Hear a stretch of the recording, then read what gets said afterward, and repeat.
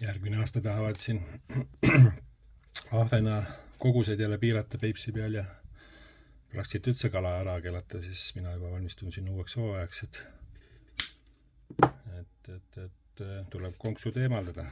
Ega siin muud üle ei jää, et jumala eest, et saate äkki veel liiga palju kala. Et tundub, et miks mitte ahvenal paras luitsutada. Võttu näed, aga kätte ei saa midagi, saad vähemalt adrekalaksu saad kätte. Kui ta siia oma terava astega siia tuti taha jääb, siis sul vedas, aga kui ei jäänud, siis said vähemalt võttu. Aga mine vaata e-poodi, äkki on juba uued konksuvabad muiskad on juba võib-olla üleval, et saad juba järgmiseks aastaks tellima hakata.